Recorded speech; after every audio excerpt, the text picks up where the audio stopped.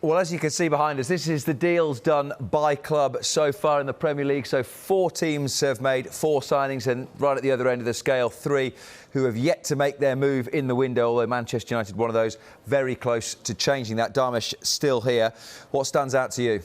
I just want to talk about Arsenal very briefly, actually, because with the signing of Gabriel Jesus, it says 4 signings. They've got Marquinhos, they've got the goalkeeper, Matt Turner, and Fabio Vieira. If you rewind a year, Arsenal weren't in any European competition, and yet they were the biggest spenders in European football. And this was without any European football. So they really backed Mikel Arteta. They made their stance. He is our long-term project. You fast forward a year, close to £50 million for Gabriel Jesus, £35 million Fabio Vieira, and they're going for Rafinha. Whether they can get that one over the line is questionable now, with Chelsea and Barcelona in the mix, and also Lisandro Martinez.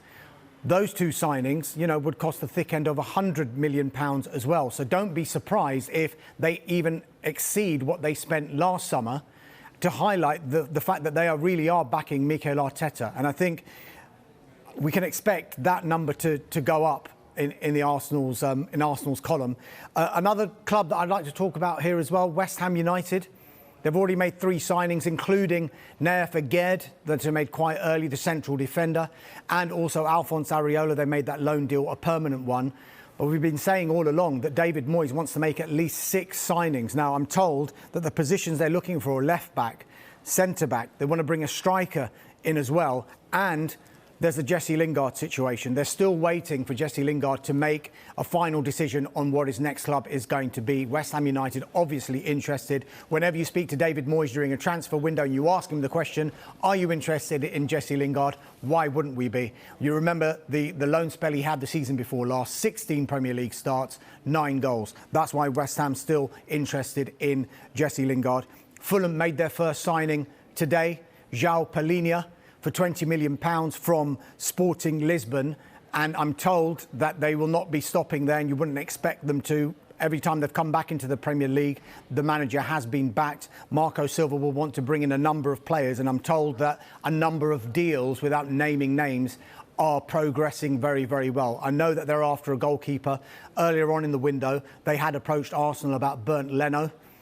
That one seems to have gone quiet up until now. I'm still waiting to get a little bit more information on that one. But Fulham, West Ham, Arsenal have been busy. Fulham today, and I expect them to be busy throughout the coming couple of months as well. It's interesting with Fulham, though, isn't it? Because you said that they've been backed every time. And I think a couple of times ago when they came up, when Jukanovic would have been the manager, they went really big at it and it didn't work. So it's not as easy as just saying, well, the more players we get in, the better it's going to end up.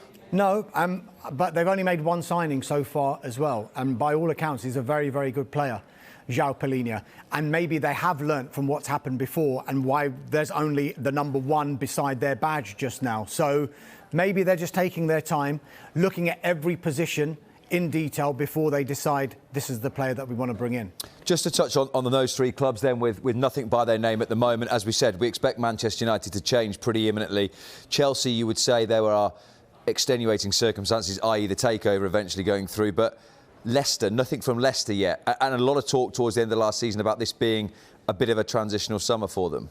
I mean, 2 definitely are going to change very soon in Chelsea and Manchester United. Chelsea, everyone talks about Chelsea and says Todd Boehly needs to make a statement. I think it's more than just that. I think he needs numbers at Stamford Bridge. Thomas Tuchel needs players, because I'm sure Thiago Silva walked into the training ground today and said, where are the rest of the central defenders gone? Andreas Christensen's just signed for Barcelona.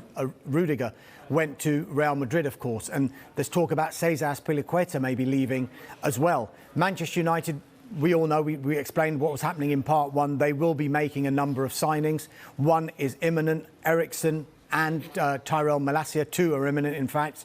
So that will happen. You're right to say that about Leicester, because all the money was on a bit of a, not a revolution of the squad, but an evolution at least, where you'd see some players leaving and some players coming in. And what are we? It's the first week of July, and yet no incomings at Leicester City. Well, you would expect that to change. You'd expect it to change very soon, but all quiet at the moment.